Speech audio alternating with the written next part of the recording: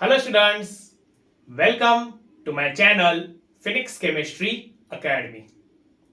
So students, आज हम एक नया चैप्टर स्टार्ट करने वाले हैं जिसका नाम है periodic classification of elements.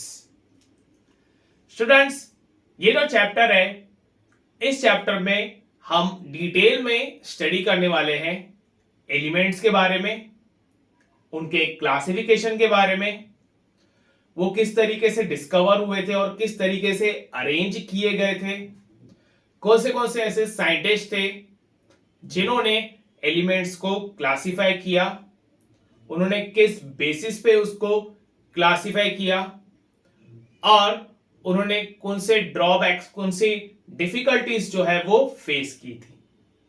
So all these things we are going to study in this chapter periodic classification of elements. So start करते हैं हमारा chapter periodic classification of elements. So students, ये चैप्टर स्टार्ट करने से पहले हम कुछ elements के बारे में जो है वो जान लेते हैं. तो आप लोगों ने अपने लोअर क्लासेस में एलिमेंट्स के बारे में जो है वो स्टडी किया होगा. एलिमेंट्स, अगर हम एलिमेंट्स की बात करें तो we say that they are a form of matter. वो मैटर का एक फॉर्म है. We say that elements are the pure substances. Elements को pure substance में कैटेगराइज किया जाता है. जब हम एलिमेंट्स को डिफाइन करते हैं तो ऐसा बोला जाता है कि जो एलिमेंट्स है they are the pure form of a substance which are having only one type of atom and which can not be further broken down into simpler substances. यहां पर मैं उसकी डेफिनेशन लिख लेता हूं. Elements are the pure substances consisting of only one type of atom and it cannot be further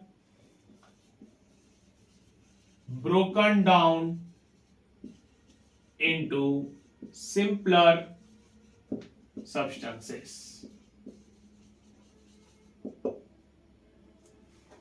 Okay, so वो जो है एक प्योर सब्सटेंस है. Elements are the pure substances, मतलब उसमें सिर्फ एक ही टाइप ऑफ पार्टिकल जो है वो प्रेजेंट रहेगा, एक ही टाइप ऑफ एटम जो है वो प्रेजेंट रहता है. और ये जो एलिमेंट्स है इनको हम फर्दर सिंपल सब्सटेंसेस में ब्रेक डाउन नहीं कर सकते. जैसे अगर हम वाटर की बात करें तो वाटर का फॉर्मूला है H2O, तो हम उसका ब्रेक डाउन कर सकते हैं इनटू हाइड्रोजन एंड ऑक्सीजन. लेकिन एलिमेंट्स के केस में ऐसा रहता है क्योंकि वहां पे एक ही टाइप ऑफ एटम है तो उसको हम फर्दर सिंपल सब्सटेंसेस में कन्वर्ट नहीं कर सकते. जैसे फॉर एग्जांपल अगर हम आयन कंसीडर करते हैं, आयन का जो लैटिन नेम है वो है फेरम और उसका सिंबल रहता है Fe. तो इस केस में अगर हम आयन कंसीडर करें, कोई भी अगर हम लोहा कंसीडर कर रहे हैं तो उसके अंदर में ऐसे बहुत सारे आयन के एटम्स रहते हैं. ठीक है, और सिर्फ आयन के ही एटम्स वहां पे प्रेजेंट रहते हैं. सो हम इसको बोलते हैं कि they are the simplest substances. और अगर हमने इसका ब्रेकडाउन भी कर दिया, इसका अगर हमने अलग अलग भी कर दिया बाय एनी मींस, तो वो फाइनली ब्रेकडाउन करने के बाद जो सब्सटेंसेस बनेंगे वो भी आयन ही रहेंगे. ठीक है, ऐसा नहीं है कि वो जो आयन है वो सेपरेट होके किसी दूसरे फॉर्म में कन्वर्ट हो जाएगा, ठीक है, या फिर और इससे कोई सिंपल सब्सटेंसेस में कन्वर्ट हो जाएगा, ऐसा नहीं है। अगर वहां पे हमने एक आयन कंसिडर किया है तो उसका ब्रेकडाउन करने के बाद जो हमें सब्सटेंसेस मिलेंगे वो भी आयन ही रहेंगे, ठीक है। So we say that elements they can not be broken down into further simpler substances. ये है डेफिनेशन ऑफ एलिमेंट्स। अब स्टूडेंट्स, जो एलिमेंट्स है till now 118 elements are known. Scientist का बोलना है कि नेचर में, अर्थ में बहुत सारे एलिमेंट्स जो है वो प्रेजेंट है, बट अभी तक के सिर्फ 118 एलिमेंट्स ही डिस्कवर किए गए हैं, 118 एलिमेंट्स के बारे में ही पता चला है। अब ये जो 118 एलिमेंट्स है, ये 118 एलिमेंट्स ऐसा नहीं कि एक साथ पता चले। एक्चुअली में ये जो एलिमेंट्स है ये स्टेप बाय स्टेप एक एक करके एलिमेंट्स फाइंड आउट हुए थे, और फिर ऐसे करके अभी तक के टोटल 118 एलिमेंट्स जो है वो पता चले हैं। अब जब ये एलिमेंट्स डिस्कवर हुए थे तो उस वक्त इन एलिमेंट्स को स्टडी भी किया जा रहा था।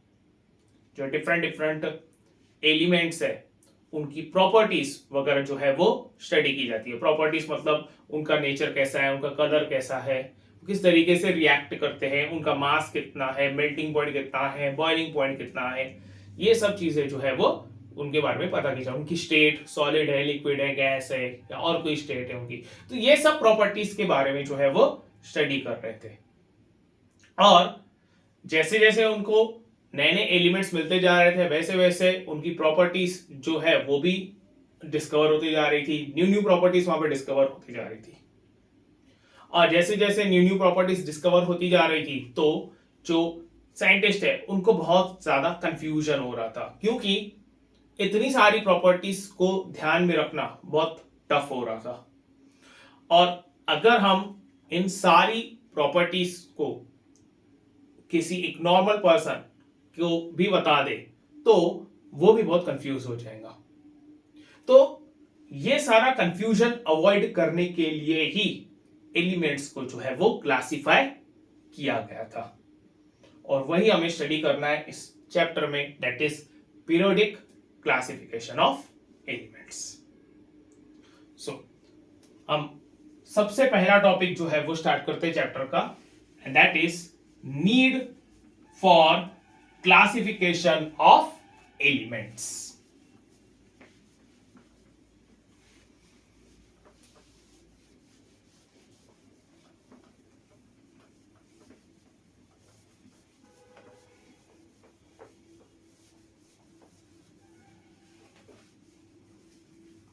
ओके,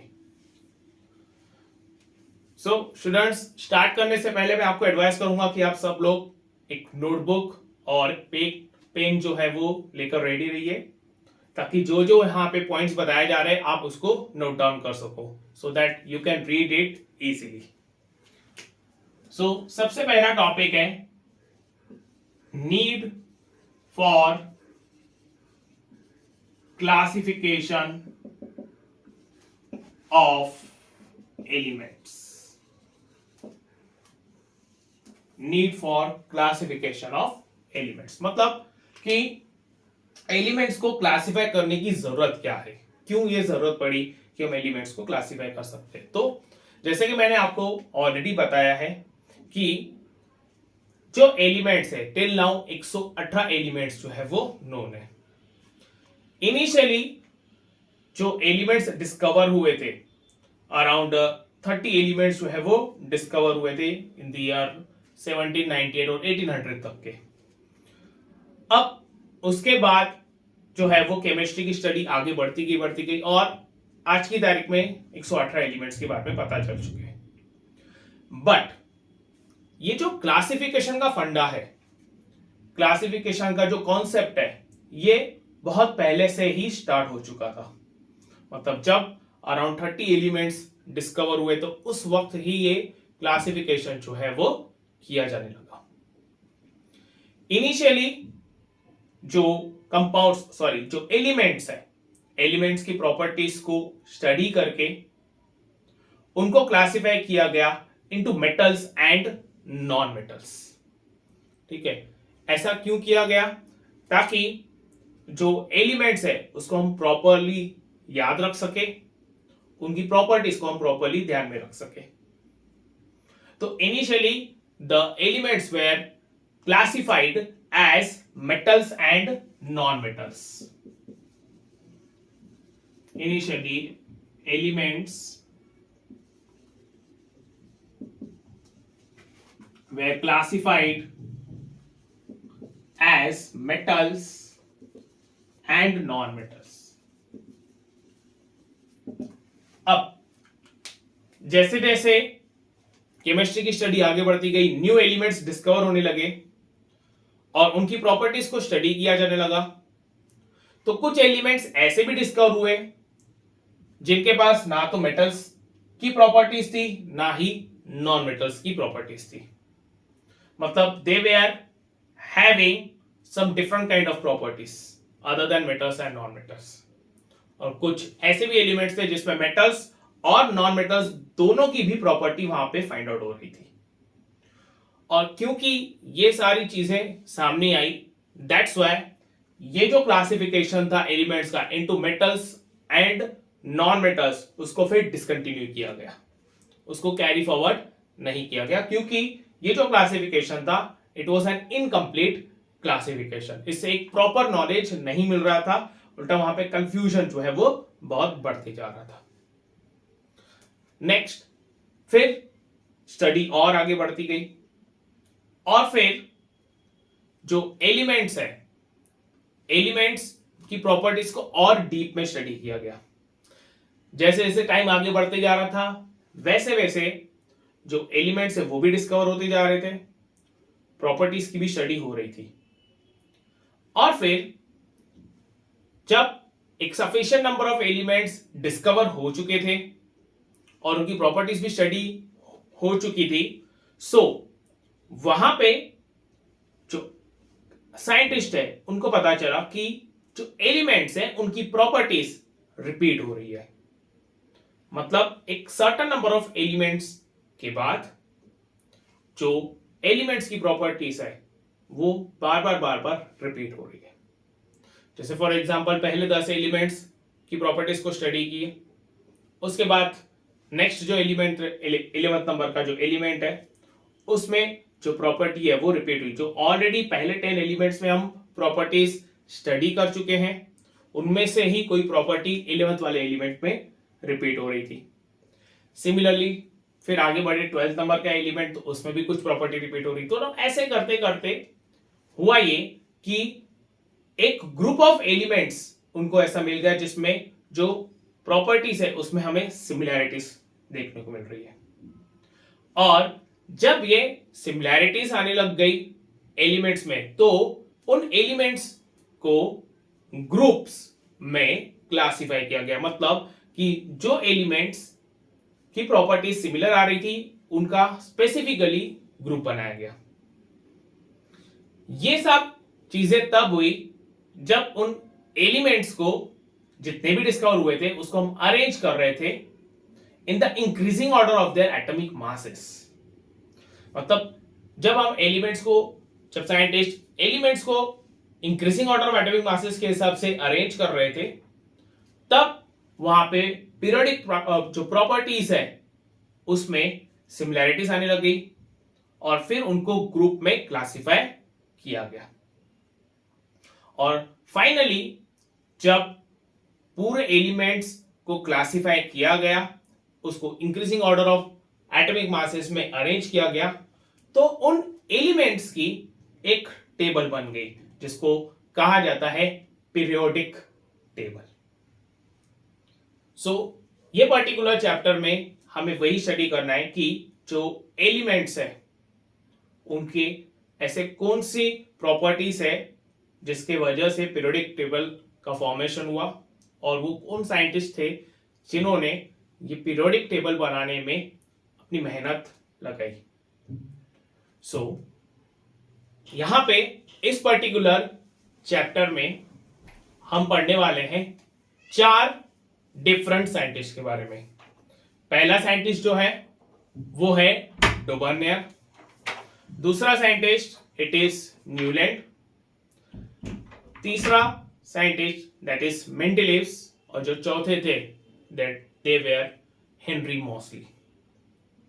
तो ये 4 साइंटिस्ट के कॉन्ट्रीब्यूशंस बहुत ज्यादा है क्लासिफिकेशन ऑफ एलिमेंट्स में, और हम इन चारों साइंटिस्ट के बारे में जो है वो स्टडी करने वाले इस पर्टिकुलर चैप्टर में। सो we'll start with the theory of Daubernier. It's called as Daubernier's triad.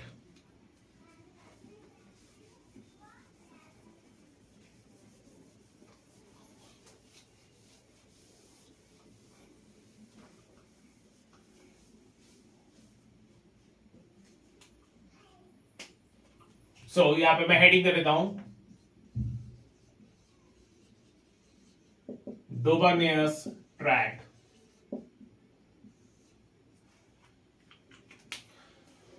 Dobereiner जो है वो एक साइंटिस्ट का नाम है, और ट्रायड का मतलब होता है अ ग्रुप ऑफ थ्री, ट्रायड। अब ये जो साइंटिस्ट है डोबरनियर, इन द ईयर 1817 जब अराउंड 30 एलिमेंट्स जो है वो डिस्कवर हो चुके थे, इन्होंने उन सारे एलिमेंट्स, उन 30 एलिमेंट्स की प्रॉपर्टीज को स्टडी किया, और ये स्टडी करने के बाद उन्होंने बोला कि there are certain group of elements that is a group of element of three. तो वहां पे जब उन एलिमेंट्स को अरेंज किया गया है एक ग्रुप ऑफ थ्री में in the increasing order of their atomic masses, तो उनके बीच में एक डेफिनेट रिलेशनशिप मिल रहा है। उन एलिमेंट्स के एटॉमिक मासेस के बीच में एक डेफिनेट रिलेशनशिप जो है वो मिल रहा है। This was said bye Dobereiner. He arranged the elements in the increasing order of their atomic masses in a group of 3 having a similar chemical properties called as triad। और ये triad बनाने के बाद उनका बोलना ऐसा था कि जो एलिमेंट्स है, अगर हम उनको ग्रुप ऑफ 3 में in the increasing order atomic mass में अरेंज करते हैं, तो वो 3 में से जो मिडल वाला एलिमेंट रहेगा उसका एटॉमिक मास बाकी के 2 एलिमेंट्स के एटॉमिक मास के एवरेज के साथ अप्रोक्सीमेटली इक्वल रहेगा। डोबरनियर के केस में उनका जो स्टेटमेंट था वो ये था कि when the elements are arranged in a group of 3 having similar chemical properties called as triad in a group of 3,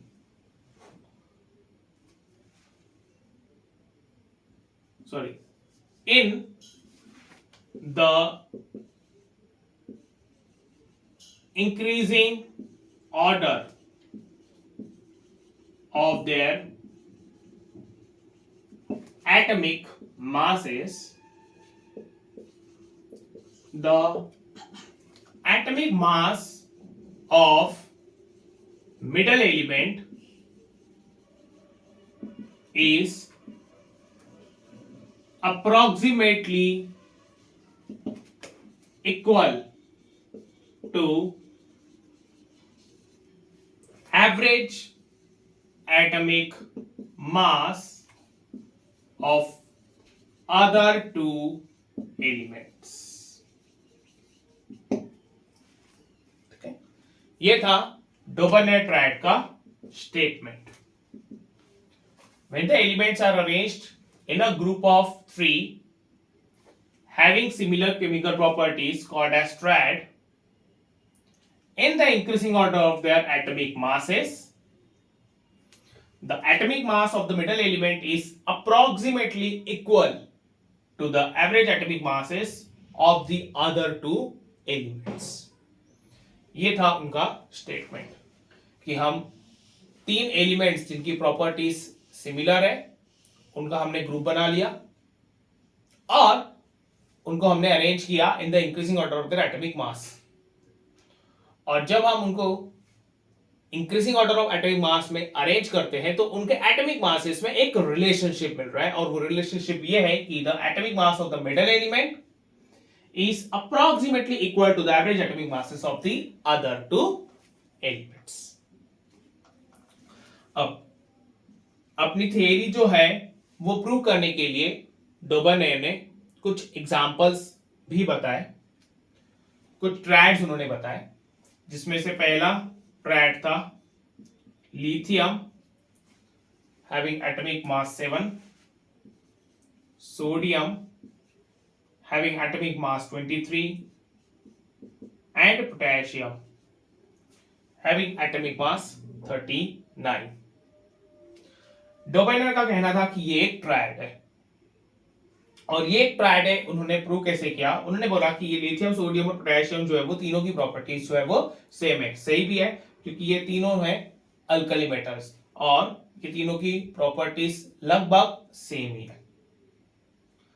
अब अगर हम इनके एटॉमिक मासेस की बात करें तो इनके एटॉमिक मासेस के बीच में एक रिलेशनशिप है। अगर सपोज हम लिथियम और पोटेशियम इन दोनों के एटॉमिक मास का एवरेज लेते हैं। एवरेज मतलब दोनों के एटॉमिक मास को ऐड किया और उसको 2 से डिवाइड कर दिया, तो क्या हो रहा है?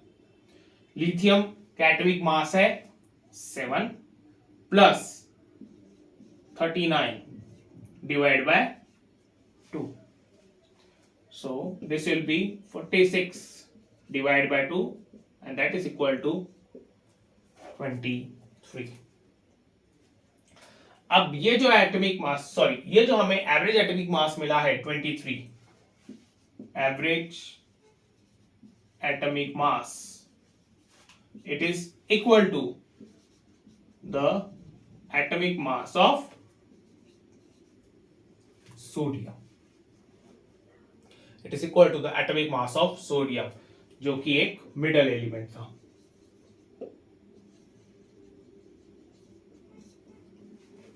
ठीक है, so this 3 elements lithium, sodium and potassium they form a triad.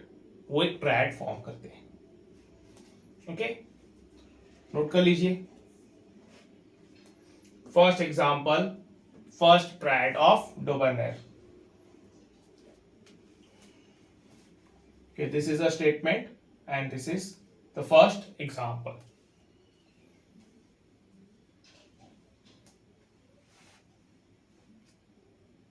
ठीक है, चलो नेक्स्ट, सेकेंड एग्जांपल।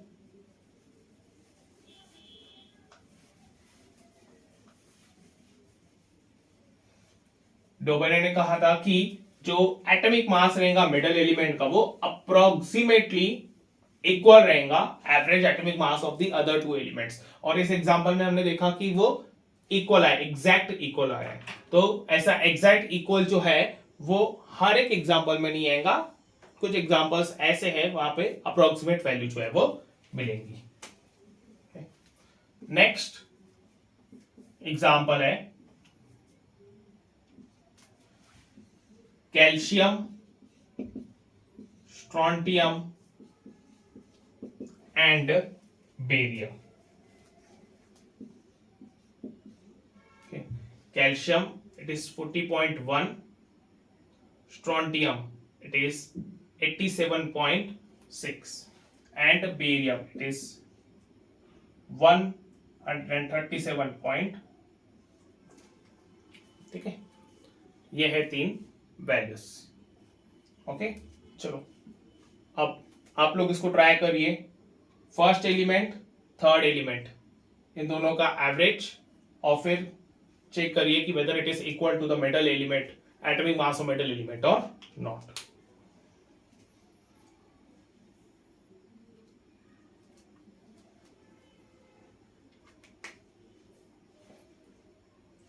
ओके, चलो करके देखते हैं। सबसे पहले जो फर्स्ट और थर्ड एलिमेंट है उनका एटॉमिक मास, उसका हम एवरेज ले लेते हैं। तो calcium plus barium on 2. Okay, this is 40.1 plus 137.2 divided by 2. ठीक है, इन दोनों को ऐड किया, so this will be 177.2 divided by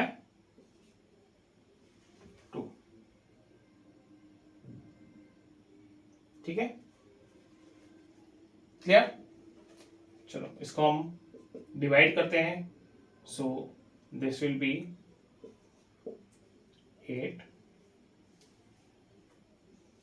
8.6, बराबर है। 2 8s are 16, 1 7, 2 8s are 16. Okay,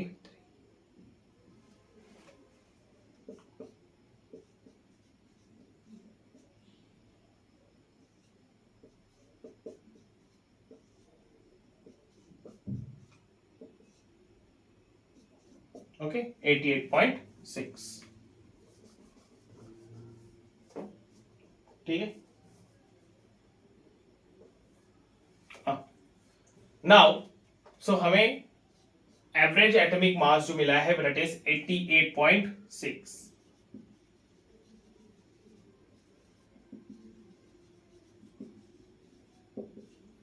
where as जो मिडल एलिमेंट है, atomic mass of middle element,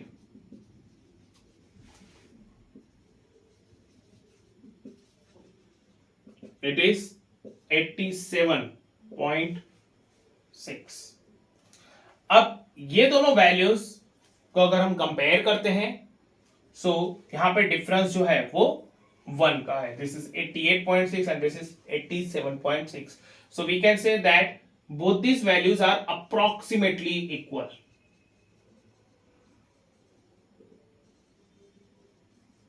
Okay, both the values are approximately equal. Hence, these three elements they form a triad, a Duvernier triad. ठीक है, note कर लीजिए।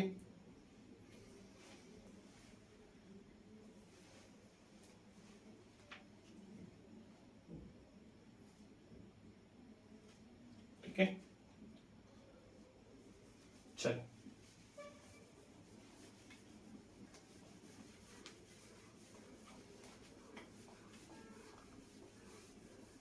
Next तीसरा example है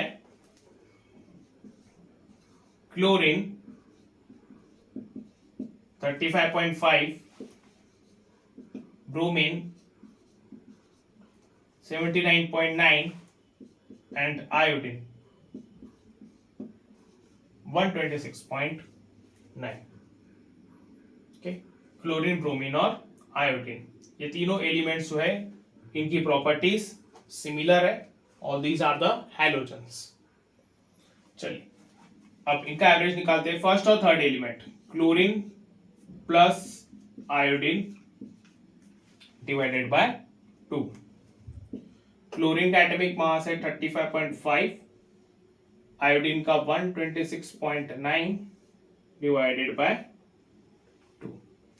ठीक है, दोनों को ऐड कर देते हैं। 126.9 35.5 7 5 12 1 3 6 1। ठीक है, ये हो जाएगा 162.4 डिवाइडेड बाय 2, सो इसका आंसर आएगा 81.2। ठीक है, सो यहां पे हमें मिला average atomic mass is equal to 81.2, whereas atomic mass of metal element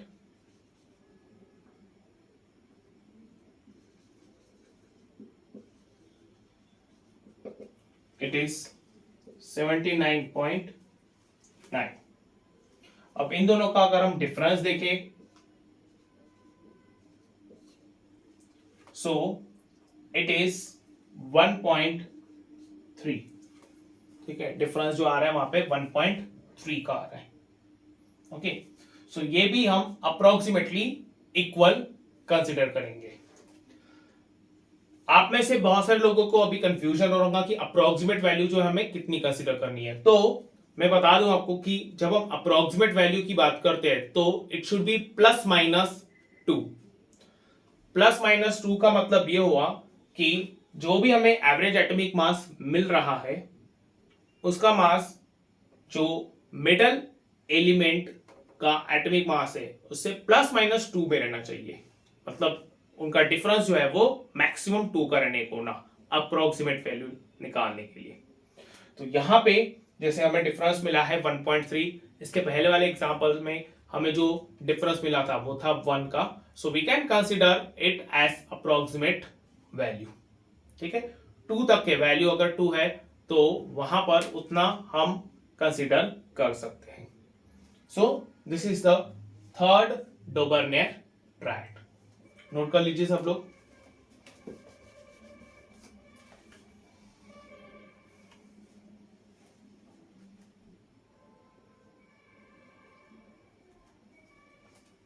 okay, चल आगे बढ़ते हैं। So these were the 3 triads.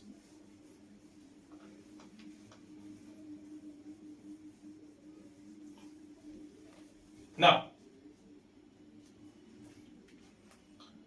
अब जब ये डोबर्नियर ने अपने ट्रायड्स बताए थे उस वक्त मैंने जैसे बताया कि अराउंड 30 एलिमेंट्स जो है वो डिस्कवर हुए थे, लेकिन डोबर्नियर जो है वो सिर्फ कुछ ही एलिमेंट्स को क्लासिफाई कर पाए इनटू ट्रायड।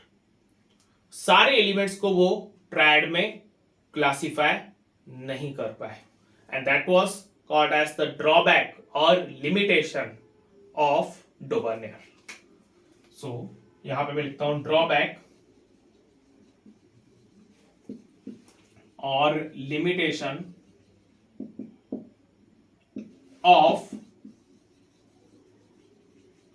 डोबर्नियर्स ट्रायड। सो इसको हम लिखते हैं डोबर्नियर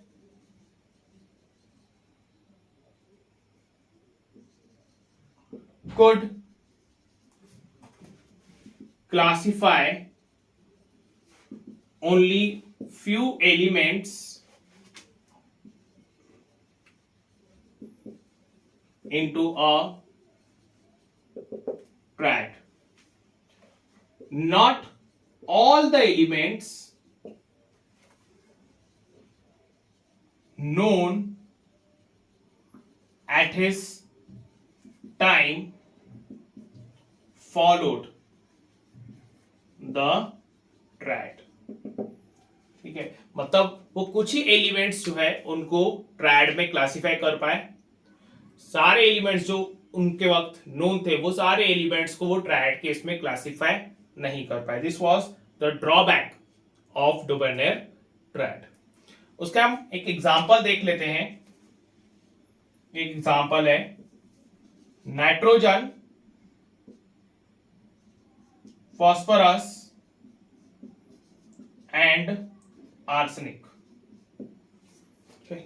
नाइट्रोजन, फॉस्फोरस एंड आर्सेनिक, ये 3 एलिमेंट्स जो है इनकी जो केमिकल प्रॉपर्टीज है वो भी ऑलमोस्ट सिमिलर ही है। जैसे हमने लिथियम, सोडियम, पोटेशियम में देखा, क्लोरीन, ब्रोमीन, आयोडीन में देखा, कैल्शियम, स्ट्रोंटियम, बेरियम में देखा, वैसे ही नाइट्रोजन, फास्फोरस और आर्सेनिक जो है यहां पर भी ये तीन एलिमेंट्स की जो प्रॉपर्टीज है वो ऑलमोस्ट सेम है।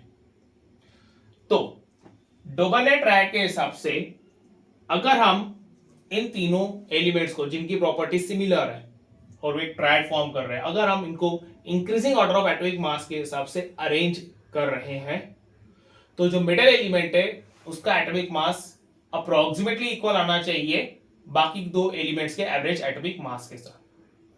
तो हम यहां पे इस डोबाने ट्रायड को अप्लाई करके देखते हैं इन तीनों एलिमेंट्स के ऊपर कि ये तीनों एलिमेंट्स में अप्लाई हो रहा है या नहीं हो रहा है। सो पहला एलिमेंट है नाइट्रोजन और थर्ड एलिमेंट है आर्सेनिक डिवाइडेड बाय 2। नाइट्रोजन का एटॉमिक मास है 14 प्लस आर्सेनिक का है 74.9 डिवाइडेड बाय 2। अब इसको हम ऐड करें तो ये हो जाएगा 88.9 डिवाइडेड बाय 2 और यहां पे आंसर आएगा 44.45। 88.9 divided by 2 it will be 44.45। ये मिला हमें average atomic mass of nitrogen and arsenic. अब अगर हम ये एवरेज एटॉमिक मास को कंपेयर करते हैं मिडिल एलिमेंट मतलब फास्फोरस के एटॉमिक मास के साथ, तो फास्फोरस का एटॉमिक मास है 31, एवरेज एटॉमिक मास हमें मिला है 44.45।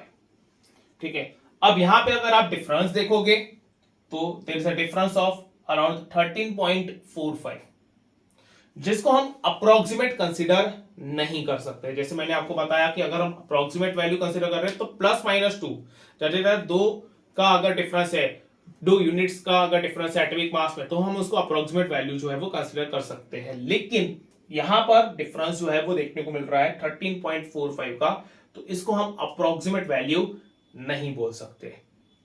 तो इस केस में ऐसा हो गया कि जो नाइट्रोजन, फास्फोरस और आर्सेनिक है उनकी प्रॉपर्टीज तो सिमिलर है, ऑलमोस्ट सेम है, chemical properties, physical properties, but अगर हम वहां पे एटॉमिक मास वाला कॉन्सेप्ट, डोबाने ट्रायड का कॉन्सेप्ट हम अगर अप्लाई करते हैं तो वो मैच नहीं हो रहा है। So we say that Dobereiner could not classify all the known elements at his time into a triad. That is, not all the elements during his time followed the Dobonaire's triad.